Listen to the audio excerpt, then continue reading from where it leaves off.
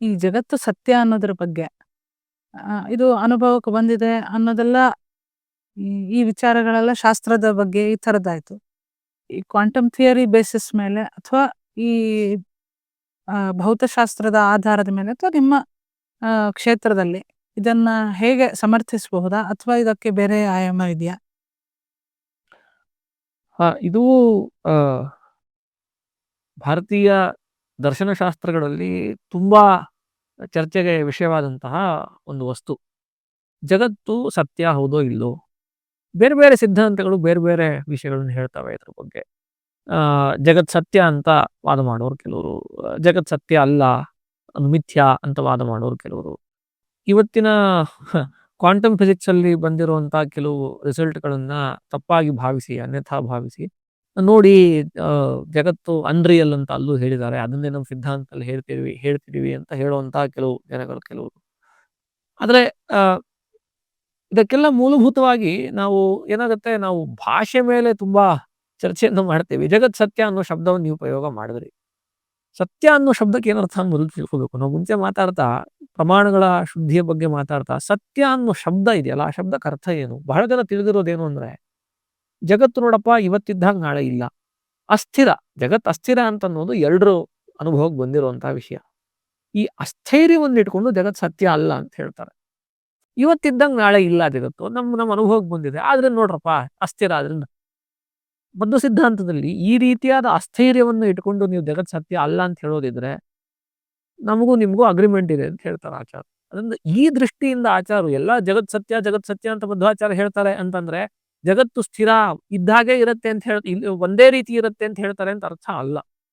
ಅದರಿಂದ ಈ ಸತ್ಯ ಅಥವಾ ಮಿಥ್ಯಾ ಅನ್ನೋ ಶಬ್ದಗಳಿದೆಯಲ್ಲ, ಇದು ಪಾರಿಭಾಷಿಕವಾದ ಶಾಸ್ತ್ರೀಯ ಶಬ್ದಗಳು. ಈ ಶಬ್ದಗಳಿಗೆ ಸರಿಯಾದ ಲಕ್ಷಣವನ್ನು ಡೆಫಿನೇಷನ್ ಅನ್ನು ಮೊದಲು ಮಾಡ್ಕೋಬೇಕಾಗುತ್ತೆ. ಅಂದ್ರೆ ಇದು ಒಂದೊಂದ್ರಲ್ಲಿ ಒಂದೊಂದು ಅರ್ಥ ಕೊಡುತ್ತೆ, ಒಂದೊಂದು ಮತದಲ್ಲಿ ಒಂದೊಂದು ಅರ್ಥ ಕೊಡುತ್ತೆ. ಅಥವಾ ವಾದವನ್ನ ಮಾಡ್ಬೇಕಾದ್ರೆ ಸತ್ಯ ಅನ್ನೋ ಶಬ್ದಕ್ಕೆ ಯಾವ ಅರ್ಥವನ್ನು ಇಟ್ಕೊಂಡು ನಾವಿಬ್ರು ವಿವಾದ ಮಾಡ್ತೀವಿ ಅಂತ ಅನ್ನೋದು ಸಿದ್ಧಾಂತಿಗಳಿಗೆ ಅಭಿಪ್ರಾಯ ಅಲ್ವಾ? ಇಲ್ಲ, ಈಗ ಸೈನ್ಸ್ ಅಲ್ಲಿ ಯಾರೋ ಒಬ್ರು quantum physicist universe is locally unreal ಅಂತ ಒಂದು ಶಬ್ದ ಆಡಿದ್ರು. ನೋಡಿದ್ರ ಅನ್ರಿಯಲ್ ಅಂತ ಹೇಳಿದ್ರು. ಇದೇ ಅನ್ರಿಯಾಲಿಟಿ ನಾವು ಮಿಥ್ಯಾ ಅನ್ನೋ ಶಬ್ದದಿಂದ ಹೇಳಿದ್ದು ಅಂತ ಹೇಳ್ತಾರೆ. ತುಂಬಾ ಬಾಲಿಶವಾದಂತಹ ವಾಕ್ಯಾರ್ಥಗಳು. ಶಬ್ದ ಡೆಫಿನೇಷನ್ಸ್ ಚೇಂಜ್ ಆಗ್ತಾವ ಅಷ್ಟೇ. ಈಗ ಸೈಂಧವ ಅನ್ನೋ ಶಬ್ದ ಯಾವನೊಬ್ಬ ಉಪ್ಪು ಅನ್ನೋ ಅರ್ಥದಲ್ಲಿ ಬಳಸಿದಾಗ ಅದನ್ನ ಕುದುರೆ ಅನ್ನೋ ಅರ್ಥದಲ್ಲಿ ಕುದುರೆ ತಗೊಂಡು ಬಂದು ನಿಲ್ಸಿದ್ರೆ ಹೇಗಾಗುತ್ತೋ ಹಾಗಾಗುತ್ತೆ. ಶಬ್ದಗಳ ಯಾವುದೇ ಒಂದು ಶಾಸ್ತ್ರದ ಮರ್ಯಾದೆಯಲ್ಲಿ ಶಬ್ದಗಳಿಗೆ ತಂದೆ ಆದಂತಹ ಅರ್ಥಗಳಿರ್ತವೆ. ಅದರಿಂದ ಸತ್ಯ ಅಥವಾ ಈ ಭಾರತೀಯ ದರ್ಶನಶಾಸ್ತ್ರದ ಒಳಗಡೆ ಸತ್ಯ ಅಥವಾ ಮಿಥ್ಯಾ ಅನ್ನೋ ಶಬ್ದ ಇದೆಯಲ್ಲ, ಈ ಶಬ್ದಗಳನ್ನು ಯಾವ ಅರ್ಥದಲ್ಲಿ ಬಳಸ್ತಾರೆ ಅಂದ್ರೆ ಬಾಧ್ಯ ಅಬಾಧ್ಯ ಅನ್ನೋ ಅರ್ಥದಲ್ಲಿ ಬಳಸ್ತಾರೆ. ಅಂದ್ರೆ ಪ್ರತಿಪನ್ನೋಪಾಧು ತ್ರೈಕಾಲಿಕ ನಿಷೇಧ ಪ್ರತಿಯೋಗಿತ್ವಂ ಅನ್ನೋ ಲಕ್ಷಣ ಹೇಳ್ತಾರೆ ಮಿಥ್ಯಾತ್ವಕ್ಕೆ. ಯಾರು ಮಿಥ್ಯಾತ್ವವನ್ನು ಹೇಳ್ತಾರೆ ಈ ರೀತಿಯಾದ ಮಿಥ್ಯಾತ್ವವನ್ನ ಮಧ್ವಾಚಾರ್ಯರು ಕಂಟೆಸ್ಟ್ ಮಾಡೋದು. ಜಗತ್ ಅಸ್ಥಿರ ಅನ್ನೋ ಮಿಥ್ಯಾತ್ವವನ್ನು ಅವ್ರು ಎಂದು ಕಂಟೆಸ್ಟೇ ಮಾಡೋದಿಲ್ಲ. ಜಗತ್ ಅಸ್ಥಿರ ಅಂತ ಆಚಾರ್ಯರು ಹೋಗ್ತಾರೆ. ಯಾವ ರೀತಿಯಾದ ಸತ್ಯತ್ವವನ್ನು ಆಚಾರ ಹೇಳೋದು, ಯಾವ ರೀತಿಯಾದ ಮಿಥ್ಯಾತ್ವವನ್ನ ಪರವಾದಿಗಳು ಹೇಳೋದು ಅಂತಂದ್ರೆ, ನೋಡಿ, ಒಂದು ಪದಾರ್ಥದ ಜ್ಞಾನ ಬಂತು ನಿಮಗೆ, ಅಂದ್ರೆ ಇದು ಇದೆ ಅಂತ ಒಂದು ಪದಾರ್ಥದ ಜ್ಞಾನ ಬಂತು. ಈಗ ಚೇರ್ ಇದೆ ಅಂತ ನಿಮಗೆ ಜ್ಞಾನ ಬಂದಿದೆ, ಆಯ್ತಾ? ಈ ಚೇರ್ ಎಂದಾದ್ರೂ ನಿಮಗೆ ಈ ಚೇರ್ ಇಲ್ಲ ಅನ್ನೋ ಜ್ಞಾನ ಬಂದ್ರೆ, ಆ ರೀತಿಯಾಗಿ ಈ ಪದಾರ್ಥ ಇಲ್ಲ ಅನ್ನೋ ಜ್ಞಾನಕ್ಕೆ ಯಾವ್ದು ವಿಷಯ ಆಗುತ್ತೋ ಅದನ್ನ ಅಸತ್ಯ ಅಂತ ಕರೀತಾರೆ. ಅಂದ್ರೆ ನಾಸ್ತಿತ್ವ ಪ್ರಕಾರಕ ಪ್ರಮಾ ವಿಷಯತ್ವಂ ಅಂತ ಶಾಸ್ತ್ರೀಯವಾದ ಲಕ್ಷಣ ಹೇಳ್ತಾರೆ. ಅಂದ್ರೆ ಅದು ಇದು ಇಲ್ಲ ಅನ್ನೋ ಜ್ಞಾನಕ್ಕೆ ಯಾವ್ದು ವಿಷಯ ಆಗುತ್ತೋ ಅದನ್ನ ಅಸತ್ಯ ಅಂತ ಕರೀತಾರೆ, ಆಯ್ತಾ?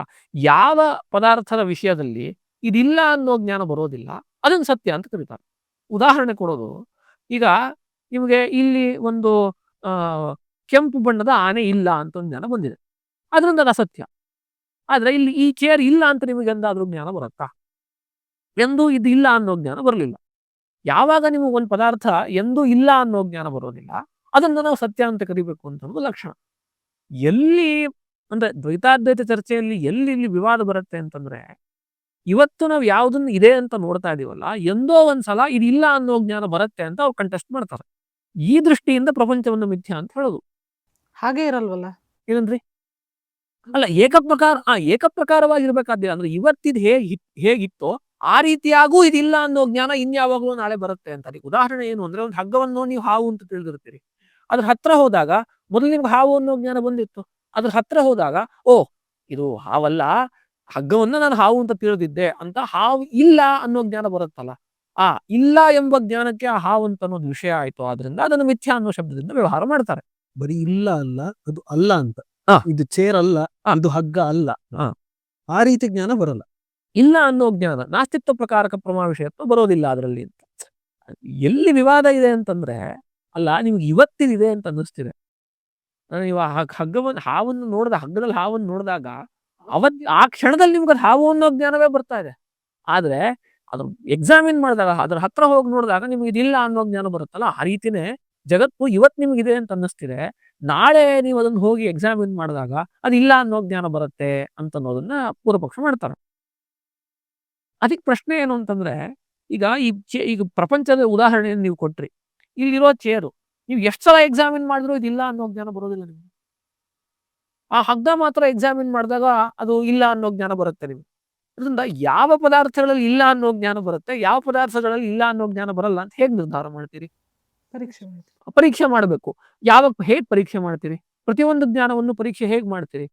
ಪೂರ್ವಪಕ್ಷಗಳು ಏನು ಹೇಳ್ತಾರೆ, ವೇದಗಳಲ್ಲಿ ಎಂದೋ ಒಂದ್ಸಲ ಯಾವ ಪದಾರ್ಥಗಳು ಇಲ್ಲ ಅನ್ನೋ ಜ್ಞಾನ ಬರುತ್ತೆ ಅಂತ ಹೇಳಿದಾರೆ, ಆದ್ರಿಂದ ಬರುತ್ತೆ ಅಂತ ಹೇಳ್ತಾರೆ. ವೇದ ಪ್ರಾಮಾಣ್ಯವನ್ನು ಅಂಗೀಕಾರ ಮಾಡಿ. ಅದರಿಂದ ವಿವಾದ ಅಂತ ಅನ್ನೋದು ಎಲ್ಲಿ ಪರಿವಸಿತವಾಗುತ್ತೆ ಅಂತಂದ್ರೆ, ಆ ವೇದವಾಕ್ಯ ಅಂತನ್ನೋದು ನೀವು ಹೇಳ್ತಿರೋ ಅರ್ಥವನ್ನು ನಿಜವಾಗ್ಲೂ ಹೇಳ್ತಿದೆಯೋ ಇಲ್ಲೋ ಅನ್ನೋದ್ರಲ್ಲಿ ದ್ವೈತಾದ್ವೈತ ಚರ್ಚೆ ಅಥವಾ ಸತ್ಯತ್ವ ಮಿಥ್ಯಾತ್ವದ ಚರ್ಚೆ ಅಂತ ಅನ್ನೋದು ಪರಿವಸಿತವಾಗೋಗುತ್ತೆ. ಅಂದ್ರೆ ಅದಕ್ಕೆ ಅರ್ಥ ಇದೆ, ಹೌದಾ ಅಲ್ವಾ? ಹೌದು. ಯಾವುದೇ ವೇದವಾಕ್ಯಗಳಲ್ಲಿ ಯಾವತ್ತೋ ಮುಂದೆ ಒಂದ್ಸಲ ಇಲ್ಲಿ ಕಾಣಿಸ್ತಿರುವಂತಹ ಪದಾರ್ಥಗಳು ಇಲ್ಲ ಅನ್ನೋ ಜ್ಞಾನ ನಿಮಗ್ ಬರುತ್ತೆ ಅಂತ ಅನ್ನುವಂತ ವಾಕ್ಯಗಳು ಸಿಗಲ್ಲ ಅಂತ ಅನ್ನೋದು ಮಧ್ವಾಚಾರ್ಯರ ಕ್ಲೈಮ್. ಇದು ಒಂದು ದಿಕ್ಕು. ಇನ್ನೊಂದು ದಿಕ್ಕಲ್ಲಿ ಆಚಾರ್ಯ ಹೇಳುವಂತ ಮತ್ತೊಂದು ಬಹಳ ಮುಖ್ಯವಾದಂತಹ ಅಂಶ ಅಂತಂದ್ರೆ, ಇದು ಅಬಾಧ್ಯತ್ವ ಎಂಬಂತಹ ಸತ್ಯತ್ವದ ಲಕ್ಷಣವನ್ನು ಇಟ್ಕೊಂಡು ಹೇಳೋದು ಒಂದಾದ್ರೆ, ಅರ್ಥಕ್ರಿಯಾಕಾರಿತ್ವ ಅಂತ ಅನ್ನೋದು ಇನ್ನೊಂದು ಪ್ರಬಲವಾದಂತಹ ಸತ್ಯದ ಲಕ್ಷಣ. ಅಂದ್ರೆ ಏನು ಅಂತಂದ್ರೆ, ನಾವು ಮುಂಚೆ ಮಾತಾಡ್ತಾ ಮನುಷ್ಯನ ಕೋರ್ ಫಂಡಮೆಂಟಲ್ ಆದ ಕ್ಯಾರೆಕ್ಟರ್ ಏನು ಅಂತಂದ್ರೆ ಸುಖ ದುಃಖ ಅನ್ನೋ ಶಬ್ದವನ್ನು ಮಾತಾಡಿದ್ವಿ ಅಲ್ವಾ? ಯಾವ ಪದಾರ್ಥದಿಂದ ನಿಮ್ಮ ಸುಖ ಅಥವಾ ದುಃಖದ ಪರ್ಯಂತ ಪರ್ಯವಸಾನ ಅಂತ ಅನ್ನೋದಾಗುತ್ತೆ, ಆ ಪದಾರ್ಥ ಅಂತ ಅನ್ನೋದು ಬೈ ಡೆಫಿನೇಷನ್ ಸತ್ಯ. ಅಂದ್ರೆ ಇವಾಗ ಅದು ಇಂಗ್ಲಿಷ್ ಒಂದು ಹೇಳ್ತಾರೆ ಗೊತ್ತಾ, the proof of the pudding is in its eating ಅಂತ. ಆಚಾರ್ಯ ಆ ಮಾತು ಹೇಳ್ತಾರೆ, ನಹಿ ಅನ್ನಂ ಕೋಪಿ ಅನನ್ನತ್ವೇನ ಅತ್ತಿ ಅಂತ. ಈಗ ನನಗೂ ನಿಮಗೂ ಒಂದು ವಿವಾದ ಬಂತು. ಎದುರುಗಡೆ ತಟ್ಟೆಯಲ್ಲಿ ಏನೋ ಒಂದಿತ್ತು ಪದಾರ್ಥ. ನಾ ಅನ್ನ ಅಂತ ಹೇಳ್ತಾ ಇದ್ದೀನಿ, ನೀವು ಅನ್ನ ಅಲ್ಲ ಅಂತ ಹೇಳ್ತಾ ಇದ್ದೀವಿ. ಅಂತತೋಗತ್ವಾದ್ರ ಪ್ರೂಫ್ ಏನು ಅಂತಂದ್ರೆ, ತಿಂದು ನೋಡ್ಬೇಕು ಅಷ್ಟೇ. ತಿಂದು ನೋಡಿದ್ಮೇಲೆ ಅನ್ನ ಅಂತ ಅನ್ಸಂದ್ಮೇಲೆ ನನಗೂ ನಿಮಗೂ ವಿವಾದನೇ ಇಲ್ಲ ಅದ್ರ ವಿಷಯದ ಬಗ್ಗೆ. ನಹಿ ಕಶ್ಚಿತ್ ಸುಖಾದ್ಯೇಶು ಸಂಶಯಂ ಕುರುತೇದನ ಅಂತ ಆಚಾರ್ಯ ಹೇಳ್ತಾರೆ. ಯಾವುದು ಜೀವನ ಕೋರಾದ ಸಾಕ್ಷಿ ತನಕ ಅದರ ಅದರ ಅದರ ವ್ಯಾಪ್ತಿ ಇದೆ, ಸಾಕ್ಷಿಯ ಪರ್ಯಂತ ಅದು ಟಚ್ ಆಗುತ್ತೆ ಸಾಕ್ಷಿಯನ್ನ, ಅದ್ರ ಮೇಲೆ ವಿವಾದ ಇಲ್ಲ. ಅದರಿಂದ ಆಚಾರ್ಯರ ಸಿದ್ಧಾಂತ ಏನು, ಜಗತ್ ಸತ್ಯ ಅಂತ ಯಾವ ರೀತಿಯಲ್ಲಿ ಹೇಳ್ತಾರೆ, ಯಾವ ದೃಷ್ಟಿಯಲ್ಲಿ ಹೇಳ್ತಾರೆ ಅಂತಂದ್ರೆ, ಇಲ್ಲಿರೋ ಎಲ್ಲಾ ಪದಾರ್ಥಗಳು ಅರ್ಥಕ್ರಿಯಾಕಾರಿಯಾಗಿದೆ. ಅಂದ್ರೆ ಸುಖ ಅಥವಾ ದುಃಖ ಈ ಎರಡರ ಒಂದ್ ಯಾವುದೋ ಒಂದು ಸುಖ ದುಃಖ ಅನ್ಯತರವಾದ ಒಂದು ಎಮೋಷನ್, ಒಂದು ಭಾವನೆಗೆ ಲೀಡ್ ಆಗುತ್ತೆ. ಇದಲ್ಲದೆ ಇನ್ಯಾವ ಸತ್ಯತ್ವವನ್ನು ಹೇಳ್ಬೇಕು ನೀವು? ಅಲ್ಲ, ಅದಕ್ಕೆ ಪೂರ್ವಪಕ್ಷ ಏನ್ ಮಾಡ್ಬೇಕು? ಇಲ್ಲ ನೋಡಿ, ನೀವು ಆ ಹಗ್ಗದಲ್ಲಿ ನೀವು ಹಾವನ್ನು ನೋಡ್ತಿರಲ್ಲ, ಆ ಹಾವನ್ನು ನೋಡಿದಾಗ ಭಯ ಆಗತ್ತೆ ಜನಕ್ಕೆ. ಅರ್ಥಕ್ರಿಯಾಕಾರಿ ಆಗೋಯ್ತದು. ಆ ಹಗ್ಗದಲ್ಲಿ ಹಾವು ನಿಮಗ್ ಕಾಣಿಸ್ತು, ಹಾವು ಕಂಡಾಗ ನಿಮಗ್ ಭಯ ಆಗಿದ್ ನಿಜ. ಅದೇ ರೀತಿ ಪ್ರಪಂಚದಲ್ಲಿ ಸತ್ಯತ್ವ ಇಲ್ಲದೇ ಇದ್ರೂ ಅರ್ಥಕ್ರಿಯಾಕಾರಿತ್ವ ಆಗಬಹುದು ಅಂತ ಒಂದು ಪ್ರಶ್ನೆ. ಅದಕ್ಕೆ ಆಚಾರ್ಯರು ಎಷ್ಟು ಚೆನ್ನಾಗಿರೋ ಉತ್ತರ ಕೊಟ್ಟಿದ್ದಾರೆ ಅಂದ್ರೆ, ಸರ್ಪಭ್ರಮಾದ ವಪಿ ಜ್ಞಾನಮಸ್ತೇವ ತಾದೃಶಂ ಅಂತ ಒಂದು ಮಾತು ಹೇಳ್ತಾರೆ. ಎಷ್ಟು ಚೆನ್ನಾಗಿದೆ ಈ ವಿಷಯ ಅಂತಂದ್ರೆ, ನೋಡಿ, ನಿಮಗೆ ಸರ್ಪದ ಅಲ್ಲಿರೋ ನಿಮ್ಗೆ ಆ ಹಗ್ಗದಲ್ಲಿ ಒಂದು ಸರ್ಪ ಕಾಣಿಸ್ತಲ್ಲ, ಅದರಿಂದ ಭಯ ಆಯ್ತು. ನಾವು ಅದನ್ನ ಡಿನೈ ಮಾಡೋದಿಲ್ಲ, ಯಾಕಂದ್ರೆ ಯಾವ್ದು ಅನುಭವಕ್ಕೆ ಬರುತ್ತೆ ಅದನ್ನ ನಾವು ಎಂದೂ ಡಿನೈ ಮಾಡೋದಿಲ್ಲ ಬದ್ಧ ಸಿದ್ಧಾಂತದಲ್ಲಿ. ಭಯ ಆಗಿದ್ ನಿಜ ನಿಮ್ಗೆ. ಆದ್ರೆ ಭಯ ಯಾಕಾಯ್ತು ಅಂತಂದ್ರೆ, ನಿಮಗೆ ಭಯ ಆಗಿದ್ದು ಇಲ್ದಿರೋ ಅಂತ ಅಸತ್ಯ ಆದ ಹಾವಿಂದಲ್ಲ, ಆದ್ರೆ ಸತ್ಯವಾದ ಹಾವಿನ ಜ್ಞಾನದಿಂದ. ಅಂದ್ರೆ ಸತ್ಯವಾದ ಅಂದ್ರೆ ನಾನು ಹಾವಲ್ಲ ಸತ್ಯವಾದ್ದು. ನಿಮಗೆ ಹಾವು ಅಂತ ಒಂದು ಜ್ಞಾನ ಬಂತಲ್ಲ, ಆ ಜ್ಞಾನ ಸತ್ಯ. ಅದಕ್ಕೆ ಆಚಾರ್ಯ ಎಷ್ಟು ಚೆನ್ನಾಗಿ ಹೇಳ್ತಾರೆ, ಈಗ ನಿಮ್ಗೆ ನಿಜವಾದ ಹಾವಿದ್ರು ನಿಮಗೆ ಅದ್ರ ಜ್ಞಾನ ಇಲ್ಲ ಅಂದ್ರೆ ಭಯ ಆಗಲ್ಲ. ಯಾರಿಗೋ ಗೊತ್ತಿಲ್ಲ ಅದು ಹಾವು ಅಂತ, ಯಾರಿಗ ಭಯ ಆಗತ್ತೆ? ಆಗೋದಿಲ್ಲ. ಅದರಿಂದ ಹಾವು ಇಲ್ಲದೆ ಆದ್ರೂ ನಿಮಗೆ ಹಾವು ಅಂತ ಜ್ಞಾನ ಬಂದ್ರೆ ಜ್ಞಾನದಿಂದ ಭಯ ಆಗುತ್ತೆ. ಈ ಜ್ಞಾನ ಇದೆಯಲ್ಲ, ಇದು ಸತ್ಯ. ಅದರಿಂದ ನಮ್ಮ ಡೆಫಿನೇಷನ್ಗೆ ಏನು ತೊಂದರೆ ಆಗಿಲ್ಲ. ಯಾವ್ದು ಅರ್ಥಕ್ರಿಯಾಕಾರಿನೋ ಅದು ಸತ್ಯ ಅಂತ ನಮ್ಗೆ ಯಾವ ಡೆಫಿನೇಷನ್ ಇದೆಯಲ್ಲ ಅದಕ್ಕೆ ತೊಂದರೆ ಆಗಿಲ್ಲ. ಯಾಕಂದ್ರೆ ಆ ಸರ್ಪ, ಆ ರಜ್ಜುವಿನಲ್ಲಿ ಕಾಣುವಂತಹ ಸರ್ಪ ಅಂತ ಒಂದು ಭಯಕಾರಕ ಅಲ್ಲವೇ ಅಲ್ಲ. ಅಲ್ಲಿ ನಮಗೆ ಭಯಕಾರಕವಾದ ಯಾವುದು ಅಂತಂದ್ರೆ ಆ ಸರ್ಪದ ಜ್ಞಾನ. ನಿಜವಾದ ಸರ್ಪದ ಸ್ಥಳದಲ್ಲೂ ನಿಮಗೆ ಭಯ ಅಂತ ಆಗುವುದು ಸರ್ಪದ ಜ್ಞಾನದಿಂದ ಹೊರತು ಸರ್ಪದಿಂದ ಅಲ್ಲ. ಆ ಜ್ಞಾನ ಅಂತ ಅನ್ನೋದು ಸತ್ಯ ಅಂತ ಆಚಾರ್ಯರ ಉತ್ತರ. ಇದ್ರ ಮೇಲೆ ಇನ್ನೊಂದು ಪ್ರಶ್ನೆಯನ್ನು ಕೇಳ್ತಾರೆ, ಅಲ್ಲ ನೋಡಿ, ಈಗ ನಿಮಗೆ ಜ್ಞಾನದಿಂದ ಭಯ ಸುಖ ಇಂಥದ್ದೆಲ್ಲ ಆಗುತ್ತೆ ಅಂತ ಹೇಳ್ತಿರಲ್ಲ, ಅದಕ್ಕೆ ಸ್ವಪ್ನ ನೋಡಿ ನೀವು. ಸ್ವಪ್ನದಲ್ಲಿ ಎಷ್ಟೋ ಪದಾರ್ಥಗಳ ದರ್ಶನ ಆಗುತ್ತೆ, ನಿಮಗಲ್ಲಿ ಜ್ಞಾನ ಎಲ್ಲ ಆಗುತ್ತೆ, ಏನೇನೋ ಆಗುತ್ತೆ. ಅದರಿಂದ ಅಲ್ಲಿ ನೋಡಿ ಇಲ್ದಿರೋ ಪದಾರ್ಥಗಳಿಂದ ನಿಮಗೆ ಭಯ ಸುಖ ದುಃಖ ಎಲ್ಲ ಆಗ್ತಿದೆಯಲ್ಲ, ಆಸಕ್ತಿಯಿಂದ ಕಾರ್ಯ ಕಂಡಿದೆಯಲ್ಲ ಅಂತ ಹೇಳಿದ್ರೆ ಆಚಾರ್ಯರು ಯಾವ ಮಟ್ಟಕ್ಕೆ ಹೋಗ್ತಾರೆ ಅಂದ್ರೆ ಸ್ವಪ್ನ ಪದಾರ್ಥಗಳು ಸತ್ಯ ಅಂತ ಹೇಳ್ತಾರೆ. ಯಾಕಂದ್ರೆ ಅರ್ಥಕ್ರಿಯಾಕಾರಿ ಅದು. ಸ್ವಪ್ನ ಪದಾರ್ಥಗಳ ಮಿಥ್ಯ ಅಂತ ಯಾರು ಹೇಳಿದ್ರು ನಿಮ್ಗೆ ಅಂತ ಕೇಳ್ತಾರೆ. ಅದು ಉಪನಿಷತ್ತಲ್ಲಿ ಸತತ್ರ ರಥಾನ್ ಪಥಾನ್ ಸೃಜತೆ ಅಂತ ಒಂದು ವಾಕ್ಯ ಇದೆ. ಆದ್ರೆ ಏನ್ ಅರ್ಥ ಅಂತಂದ್ರೆ ನಮ್ಮ ಸಿದ್ಧಾಂತದಲ್ಲಿ ಸ್ವಪ್ನದ ಸ್ಥಿತಿ ಹೇಗೆ ಅಂತಂದ್ರೆ ನಮ್ಮ ಸಂಸ್ಕಾರಗಳನ್ನು ಉಪಾದಾನ ಕಾರಣವನ್ನಾಗಿ ಬಳಸಿ ಒಂದು ಪಿಕ್ಚರ್ ಅನ್ನ ಭಗವಂತ ಮನಸ್ಸಲ್ಲಿ ಪ್ರೊಜೆಕ್ಟ್ ಮಾಡ್ತಾನೆ ಅಂತ ಹೇಳ್ತಾರೆ. ಸೊ ಅಲ್ಲಿ ಕಾಣುವಂತ ಪದಾರ್ಥಗಳಿದೆಯಲ್ಲ ಅದು ಸತ್ಯ ಪದಾರ್ಥಗಳು. ಅಂದ್ರೆ ನಿಮ್ಗಲ್ಲಿ ಆನೆ ಕಂಡ್ರೆ ಅಲ್ಲಿ ಸತ್ಯವಾದ ಆನೆ ಇದೆ ಅಂತ ಅರ್ಥ ಅಲ್ಲ. ಸಂಸ್ಕಾರದಿಂದ ಸಂಸ್ಕಾರ ಉಪಾದಾನಕವಾದಂತಹ ಒಂದು ಗಜವನ್ನು ದೇವರು ಸೃಷ್ಟಿ ಮಾಡಿ ತೋರಿಸ್ತಾನೆ ಅಂತ ಹೇಳ್ತಾರೆ. ಇದು ವೇದಗಳಿಂದ ಗೊತ್ತಾಗುವಂತ ವಿಷಯ. ಅದರಿಂದ ಆನೆ ಹೇಗೆ ಮನುಷ್ಯನೊಳಗೆ ಹೋಗುತ್ತೆ? ಆನೆ ಹೋಗಿಲ್ಲ. ಆನೆಯ ಸಂಸ್ಕಾರದಿಂದ ಮಾಡಲ್ಪಟ್ಟಂತಹ ಆನೆ ಇದೆ ಅಲ್ಲಿ. ಅಂದ್ರೆ ಪ್ರಾಕೃತ ಗಜ ಇಲ್ಲ. ಸಂಸ್ಕಾರಜನ್ಯವಾದಂತಹ ಸಂಸ್ಕಾರ ಉಪಾದಾನಕವಾದಂತಹ ಗಜ, ಭಗವಂತನಿಂದ ಸೃಷ್ಟವಾದ ಗಜ ಇದೆ. ಆಚಾರ್ಯ ಎಷ್ಟು ಚೆನ್ನಾಗಿ ಒಂದು ತುಂಬಾ ಸಟಲ್ ಆದ ಒಂದು ಅಬ್ಸರ್ವೇಷನ್ ಮಾಡ್ತಾರೆ ನೋಡಿ. ಸ್ವಪ್ನದಿಂದ ಉತ್ಥಿತನಾದವನಿಗೆ ಏನ್ ಜ್ಞಾನ ಬರುತ್ತೆ ಅಂತಂದ್ರೆ, ನಾನು ಅಲ್ಲಿ ಗಜದ ದರ್ಶನವನ್ನು ಮಾಡದೆ ಆ ಗಜ ಅಂತ ಅನ್ನೋದು ಜಾಗೃತ ಅವಸ್ಥೆಯಲ್ಲಿ ಇಲ್ಲ ಅನ್ನೋ ಜ್ಞಾನ ಬರುತ್ತೆ. ಆದ್ರೆ ಅಲ್ಲಿ ಅವನು ಗಜದ ದರ್ಶನವನ್ನು ಮಾಡದೆ ಅನ್ನೋದನ್ನು ಯಾರು ಡಿನೈ ಮಾಡೋದಿಲ್ಲ. The fact that you dreamt is not a lie. You dreamt, in fact you dreamt ಅಲ್ವಾ? As a matter of fact you dreamt. ಅಲ್ಲಿ ಸೃಷ್ಟವಾದ ಆನೆಗೆ ಇದೇ ಶಕ್ತಿ, ಇದೇ ರೀತಿಯಾದೆಲ್ಲ ಇರ್ಬೇಕು ಅಂತ ನಿಯಮ ಇಲ್ಲ. ಯಾಕಂದ್ರೆ ಟಾಯ್ ಆನೆ ಅದು. Think of it like a toy elephant. Acharya ಎಷ್ಟು ಚೆನ್ನಾಗಿ ಹೇಳ್ತಾರೆ ಅಂದ್ರೆ, ನಿಮಗೆ ಸ್ವಪ್ನದಲ್ಲಿ ನಿಮಗೆ ಯಾವ ಅಂಶದಲ್ಲಿ ಭ್ರಾಂತಿ ಇದೆ ಅಂದ್ರೆ ಜಾಗೃತ್ವಾಂಶದಲ್ಲಿ ಮಾತ್ರ ಭ್ರಾಂತಿ ಇದೆ ಅಂತ ಹೇಳ್ತಾರೆ. ಅಂದ್ರೆ ನೀವು ಅದು ಅವಸ್ಥಾ ಬೇರೆ ಅವಸ್ಥೆ ಅನ್ನೋ ಜ್ಞಾನ ನಿಮಗಿಲ್ಲ. ಅಂದ್ರೆ ಅದು ಜಾಗೃತ ಅವಸ್ಥೆ ಅಂತ ನಾವು ತಿಳಿದಿರ್ತೀವಿ ಅಷ್ಟೇ ಹೊರತು ಅಲ್ಲಿರೋ ಪದಾರ್ಥಗಳ ದರ್ಶನ ಆಗಿದೆಯಲ್ಲ ಸತ್ಯವಾದ ದರ್ಶನ ಆಗಿದೆ. ಯಾಕೆ ಅಂತಂದ್ರೆ ಆಚಾರ್ಯ ಅದಕ್ಕೆ ಒಂದು ಬ್ರಹ್ಮಸೂತ್ರ ಇದೆ, ಸೂಚಕಶ್ಚ ಶ್ರುತೇ ರಾಚಕ್ಷಹಿ ತದ್ವಿದಃ ಅಂತ ಒಂದು ಬ್ರಹ್ಮಸೂತ್ರ ಏನ್ ಹೇಳ್ತಾರೆ, ಯದ್ವಾಪಿ ಬ್ರಾಹ್ಮಣೋ ಬ್ರೂಯಾತ್ ದೇವತಾ ಋಷಭೂಪಿ ವಾ ಸ್ವಪ್ನಸ್ಥಂ ಅಥವಾ ರಾಜ ತಥೈವ ಭವಿಷ್ಯತಿ ಅಂತ ಹೇಳ್ತಾರೆ. ಅಂದ್ರೆ ಸ್ವಪ್ನದಲ್ಲಿ ಯಾರಾದ್ರೂ ಬಂದು ಒಬ್ಬ ಸನ್ಯಾಸಿನೋ ಅಥವಾ ಯಾವುದೋ ಒಂದು ಎತ್ತುನೋ ಬಂದು ಏನಾದ್ರು ಹೇಳಿದ್ರೆ ಅದೇ ರೀತಿಯಾಗಿ ಆಗುತ್ತೆ ಅಂತ ಸ್ವಪ್ನ ಸೂಚಕತ್ವವನ್ನು ಹೇಳಿದಾರೆ ನಾವು. ಸೊ ನಮ್ ಡೆಫಿನೇಷನ್ ನೀವು ಅಪ್ಲೈ ಮಾಡಿ, ಅರ್ಥಕ್ರಿಯಾಕಾರಿಯಾದ್ದೆಲ್ಲ ಸತ್ಯ ಅಂತ ಆದಾಗ ಸ್ವಪ್ನ ಪದಾರ್ಥಗಳು ಸತ್ಯ ಆಗಬೇಕು.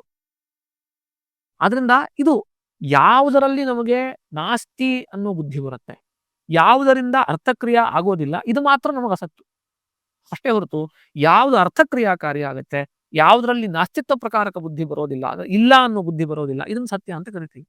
ಈ ರೀತಿಯಾದ ಸತ್ಯತ್ವ ಅಂತ ಅನ್ನೋದು ಕ್ವಾಂಟಮ್ ಫಿಸಿಕ್ಸ್ಗೂ ವಿರುದ್ಧವಾದ ಅಲ್ಲ. ಅವರು ಲೋಕಲ್ ಅನ್ರಿಯಾಲಿಟಿ ಅಂತ ಏನು ಹೇಳ್ತಾರಲ್ಲ, ಹಂಗಂದ್ರೆ ಏನು ಅಂತಂದ್ರೆ ಮಲ್ಟಿಪಲ್ ಪಾಸಿಬಲ್ ಐಗನ್ ಸ್ಟೇಟ್ಸ್ ಅಲ್ಲಿ ಯಾವುದೋ ಒಂದು ಸ್ಟೇಟ್ ಕೊಲ್ಯಾಪ್ಸ್ ಆಗುತ್ತೆ ಅಂತ. ಇದು ಸ್ವಲ್ಪ ಟೆಕ್ನಿಕಲ್ ಆಗುತ್ತೆ, ಬಟ್ ಅಲ್ಲಿ ಅರ್ಥಕ್ರಿಯಾಕಾರಿತ್ವನೂ ಇದೆ ಮತ್ತೆ ಅಬಾಧ್ಯತ್ವನೂ ಇದೆ.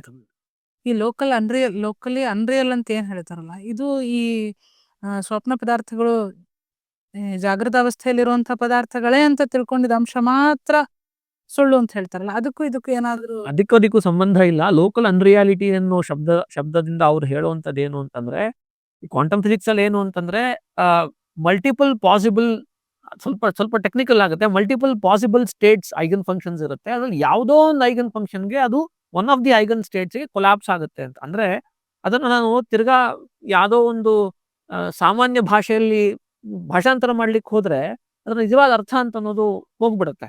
ಅದರಿಂದ ಬಾಧ್ಯತ್ವ ಅಂತಂತೂ ಅಲ್ಲ, ಇಷ್ಟನ್ನು ಮಾತ್ರ ಹೇಳ್ಬೋದು. ಇಲ್ಲಿ ಕ್ವಾಂಟಮ್ ಫಿಸಿಕ್ಸ್ ಅಲ್ಲಿ ಲೋಕಲ್ ಅನ್ರಿಯಾಲಿಟಿ ಅಂತ ಏನು ಹೇಳ್ತಾರಲ್ಲ, ಅದು ತುಂಬಾ ಅಂತಂದ್ರೆ ಜಗತ್ತಿನ ಅಸ್ಥೈರ್ಯಕ್ಕೆ ಮತ್ತೆ ಏಕಪ್ರಕಾರತ್ವ ಭಾವಕ್ಕೆ ಹತ್ರ ಬರುತ್ತೆ ಅಷ್ಟೇ ಹೊರತು ಅರ್ಥಕ್ರಿಯಾಕಾರಿತ್ವ ಭಾವಕ್ಕಾಗ್ಲಿ ಅಥವಾ ಅಬಾಧ್ಯತ್ವಕ್ಕಾಗ್ಲಿ ಎಂದು ಹತ್ರ ಬರೋದು, ಅಬಾಧ್ಯತ್ವ ಅಭಾವಕ್ಕಾಗ್ಲಿ ಹತ್ರ ಬರೋದಿಲ್ಲ. ನಶ್ವರ ಅನ್ನೋ ಶಬ್ದವನ್ನು ಆಡಬಾರ್ದು. ಅಂದ್ರೆ ನಶ್ವರ ಅಂತಂದ್ರೆ ಅರ್ಥಕ್ರಿಯಾಕಾರಿತ್ವ ಇದೆ ಅಂದ್ರೆ ಇವತ್ತಿದ್ದಿದ್ದು ನಾಳೆ ಇಲ್ಲ, ಆ ರೀತಿ ಅಲ್ಲ. ಇದೇ ಕ್ಷಣದಲ್ಲಿ ಬೇರೆ ಬೇರೆ ಸ್ಟೇಟ್ ತರ ಅದು ತೆರ್ಕೊಳ್ಳುತ್ತೆ ಅಂತ ಬೇಕಾದ್ರೆ ಹೇಳಿ. ಜಗತ್ತಿಗೆ ಆಚಾರ್ಯರು ಇದು ನನ್ನ ಅಭಿಪ್ರಾಯ, ಆಚಾರ್ಯರು ಮಧ್ವ ಸಿದ್ಧಾಂತದಲ್ಲಿ ವಿಶೇಷ ಅಂತ ಒಂದು ಪದಾರ್ಥವನ್ನು ಗುರುತು ಮಾಡ್ಕೊಂಡಿದ್ದಾರೆ. ಇದು ಹೌದು ಅದು ಹೌದು, ಬೇರೆ ಹೌದು ಬೇರೆ ಅಲ್ಲ. ಅವಿರುದ್ಧವಾದಂತಹ ಅನೇಕ ಧರ್ಮಗಳು ಅಂತ ಅನ್ನೋದು ಒಂದೇ ಪದಾರ್ಥದಲ್ಲಿ ಇರಬಹುದು ಅಂತ ಆಚಾರ್ಯ ಹೇಳ್ತಾರೆ.